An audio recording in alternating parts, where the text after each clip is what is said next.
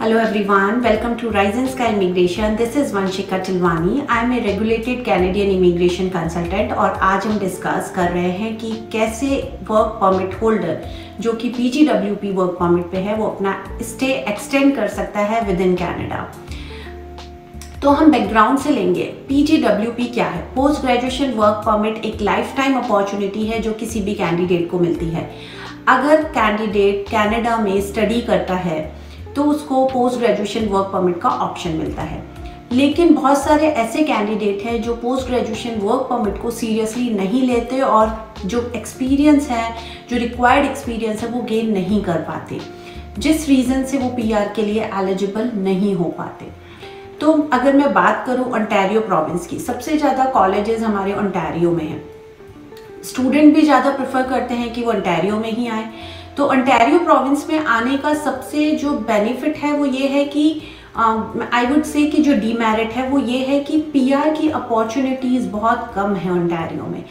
Candidate अपना score जो होता है एक्सप्रेस एंट्री का या पीएनपी के लिए अप्लाई करना चाहता है वो वहाँ पर बेसिकली एलिजिबल नहीं हो पाता किसी भी रीज़न से। तो सबसे पहले हम डिस्कस करेंगे कि क्यों कैंडिडेट एलिजिबल नहीं हो पाता पीआर के लिए विद इन ओंटारियो। तो सबसे पहला पॉइंट है इसके अंदर कि अगर कैंडिडेट ने बैक होम में 12th कंप्लीट की है तो उसके पॉइंट्स कंपैरेटिवली कम होते हैं as compare to person who has done the bachelors. हमने ये भी देखा है कि जो एजेंट्स हैं इंडिया में बैठे हैं वो ये बोलते हैं कि आपका जो एक्सपीरियंस आपने गेन किया है, इवन कैंडिडेट बहुत सारे जिन्होंने जेन्युइन एक्सपीरियंस गेन किया है ड्यूरिंग देयर स्टडीज़ और आफ्टर देयर स्टडीज़, बट वो एक्सपीरियंस ऐड नहीं करते ड्यूरिंग देयर स्टडी परमिट। तो वो भी एक चीज़ है कि हम बैक होम का जो एक्सपीरियंस है वो हमारे करंट पीआर फाइल के लिए ऐड नहीं कर सकते, because then again it's a misrepresentation. Next है कि अगर कैंडिडेट ने वो 2 या 3 इयर्स जितना भी उसको वर्क परमिट मिला है उसको प्रॉपरली यूटिलाइज नहीं किया, उन्होंने टीयर 0, 1, 2, 3 में अगर जॉब नहीं की तो बेसिकली वो अपनी एक्सप्रेस एंट्री प्रोफाइल नहीं क्रिएट कर सकते। या इवन हमारा आइल्स का स्कोर भी अगर कम है तो भी कैंडिडेट्स के पॉइंट्स रह जाते हैं एक्सप्रेस एंट्री के लिए, या जो भी रिसेंटली ड्रॉ चल रहा है उसमें उनका ड्रॉ नहीं आ पाता। तो ये सारी चीज़ें हैं जो एक कैंडिडेट को वर्क परमिट के बाद पीआर के लिए एलिजिबल नहीं करती हैं, और उसको अवॉइड करने के लिए कि हम अपना स्टे कैसे रोकें। आफ्टर पीजीडब्ल्यूपी हमारा ख़त्म होने वाला है तो हम अपने स्टे को कैसे एक्सटेंड करें। तो आज हम वो पॉइंट्स डिस्कस करेंगे जिसमें कैंडिडेट अपने स्टे को रोक सकता है या अपने स्टे को थोड़ा सा अवॉइड कर सकता है। आई वुड से कि हमें ऑप्शंस हम देखेंगे कि क्या क्या ऑप्शंस अवेलेबल हैं। मुझे नहीं पता आपकी स्पेसिफिक सिनेरियो में आपके पास क्या ऑप्शंस अवेलेबल है। मैं मोस्टली सारे ऑप्शंस डिस्कस करूंगी जिससे कि कैंडिडेट अपना जो पीजीडब्ल्यूपी के बाद जो उसका पोस्ट ग्रेजुएशन वर्क परमिट उसका ख़त्म हो रहा है उसके बाद के ऑप्शंस वो ढूंढना शुरू कर दे। तो चलिए आइए डिटेल में डिस्कस करते हैं। सबसे पहला ऑप्शन है जिसके अंदर कैंडिडेट को अपना पासपोर्ट की एक्सपायरी चेक करनी है। अगर कैंडिडेट एलिजिबल है 3 इयर्स के वर्क परमिट के लिए, but due to passport expiry उसको सिर्फ 2 इयर्स या 18 मंथ्स का ही post graduation work permit issue हुआ है, तो कैंडिडेट के पास ऑप्शन है कि वो अपने पासपोर्ट को रिन्यू कराए और अपना पीजीडब्ल्यूपी जो रिमेनिंग मंथ्स का जो उसका बाकी है वो उसके लिए अप्लाई कर सकता है। दो post graduation work permit only 1 time opportunity होती है, but due to passport expiry अगर वीज़ा ऑफिसर ने आपको ड्यूरेशन जो है वो लिमिटेड टाइम की दी है, फॉर एग्जांपल 18 मंथ्स, 2 ईयर और until the expiry of your passport, तो आपके पास ऑप्शन होता है कि आप अपने पासपोर्ट को रिन्यू कराएं and again apply for the post graduation remaining work permit. Second option हमारे पास है जो गवर्नमेंट ने हमें पब्लिक पॉलिसी दी है। अंटिल दिसंबर 2022 तक जिस भी कैंडिडेट के वर्क परमिट एक्सपायर हो चुके हैं वो पब्लिक पॉलिसी के अकॉर्डिंग 18 मंथ्स के एक्सटेंशन के लिए एलिजिबल हैं। तो किसी भी रीज़न से अगर आप सितंबर 2021 से दिसंबर 2022 के बीच में आपका वर्क परमिट एक्सपायर हुआ है और आपने 18 मंथ्स का पोस्ट ग्रेजुएशन आपको 18 मंथ्स का एक्सटेंशन नहीं मिला है, तो आप अपना स्टेटस रीस्टोर करके इस पब्लिक पॉलिसी के अंदर अप्लाई कर सकते हैं।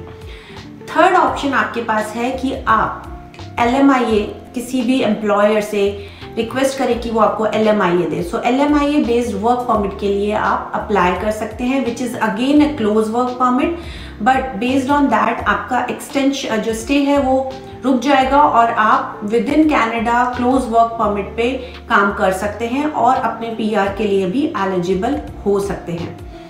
फोर्थ ऑप्शन मैं कहूँगी आपको कोई भी PNP ऑप्शंस। अगर आप किसी एम्प्लॉयर के पास लास्ट 2 ईयर से विद इन ऑन्टारियो में काम कर रहे हैं तो आप एम्प्लॉयर से रिक्वेस्ट करें कि वो आपको PNP के लिए सपोर्ट करें।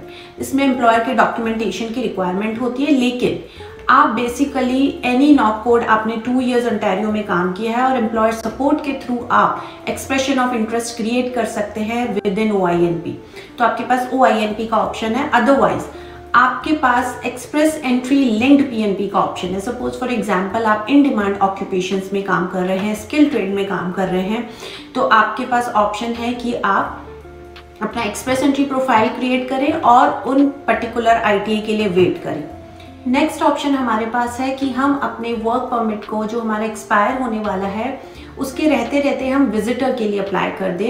एज ए विजिटर आप कनाडा में स्टे कर सकते हैं, दो आप वर्क नहीं कर सकते हैं during the visitor status, but अगर आपको ये कंफर्म है, आपके CRS स्कोर अराउंड 480 485 है और आपको पता है कि नेक्स्ट ITA में आपका टर्न आ जाएगा, बेसिकली आपका CRS स्कोर और आपको IT आ जाएगा, तो आई वुड से कि विद इन कैनेडा आप विजिटर स्टेटस पे चले जाएं और अगर आपको ITA आ जाता है इन अपकमिंग ड्रॉज तो आप ब्रिजिंग ओपन वर्क परमिट के लिए अप्लाई कर दें।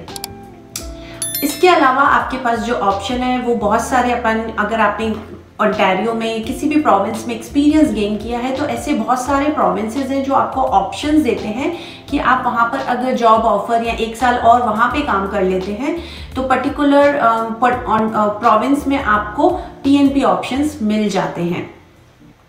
नेक्स्ट ऑप्शन हम डिस्कस करेंगे जिसके अंदर कैंडिडेट अगर किसी भी PR, किसी भी सिटीजन या फिर ओपन वर्क परमिट होल्डर के साथ मैरिज कर लेता है। तो अगर आप किसी के साथ रह रहे हैं या आप किसी भी कैंडिडेट जहाँ पे जो सामने वाला बंदा है वो PR है, सिटीजन है या ओपन वर्क परमिट पे है, तो उसके स्पॉन्सरशिप के बेसिस पे आप उनसे मैरिज करके उनके जो भी स्पॉन्सर ले सकते हैं, जिसके अंदर आप with in Canada sponsorship PR की एप्लीकेशन लगा सकते हैं प्लस ओपन वर्क परमिट की एप्लीकेशन भी लगा सकते हैं।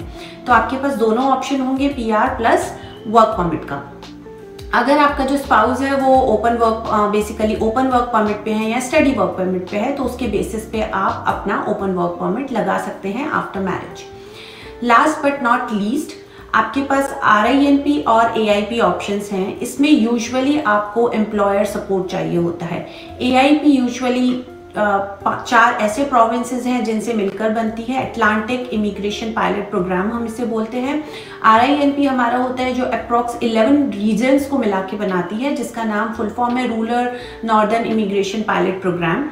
इन दोनों प्रोविंसेस और रीजन्स में अगर आप जॉब ऑफर अरेंज कर लेते हैं और आपको सिमिलर एक्सपीरियंस है with in Canada, outside Canada, तो आप बेसिकली PR के लिए एलिजिबल हो जाते हैं। तो आई वुड रिकमेंड या तो आप इन प्रोविंस या रीजन में मूव कर जाएं और वहाँ के एम्प्लॉयर से जॉब ऑफर अरेंज कर लें। तो ये सारे ऑप्शन हैं आपके पास। एज ए वर्क परमिट, अगर आपका वर्क परमिट एक्सपायर हो रहा है और आपको अपना स्टे रोकना है या आपको किसी भी तरीके से अप्लाई करना है।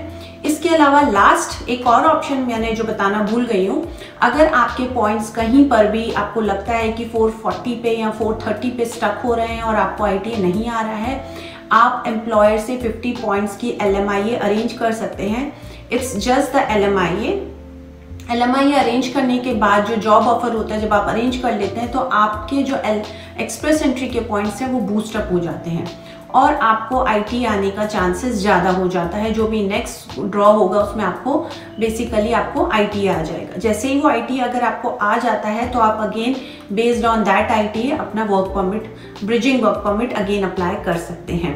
तो ये सारे ऑप्शंस हैं हमारे पास। अगर आप ओंटारियो में हैं और आपको किसी भी रीज़न से ड्रॉ में आपके स्कोर नहीं बन रहे हैं तो आप इन्हीं सारे ऑप्शंस में से किसी एक ऑप्शन के थ्रू अपना वर्क परमिट जो एक्सपायर होने वाला है उसके थ्रू कनाडा में स्टे कर सकते हैं, अपने स्टे को बढ़ा सकते हैं।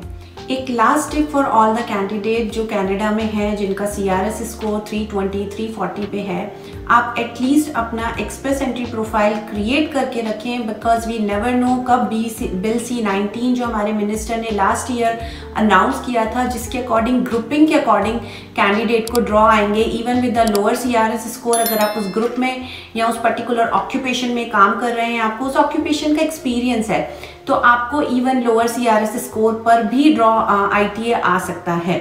तो basically the last tip is कि आप अपना प्रोफाइल ज़रूर क्रिएटेड रखें even with the lower CRS, because we never know वो चेंजेस कब आ जाए और नेक्स्ट जो भी ड्रॉ है उसमें आपका बेसिकली नाम आ जाए। अगर आपकी भी कनाडा इमिग्रेशन रिलेटेड कोई भी इंक्वायरी है और आप विद इन कनाडा है और आप मुझसे अपॉइंटमेंट बुक कराना चाह रहे हैं, तो my number is given on the screen. आप नंबर्स पे कॉल करके मेरा अपॉइंटमेंट बुक करा सकते हैं। और अगर आपको ये वीडियो अच्छा लगा तो please do like and subscribe my channel. Thank you guys, thank you so much.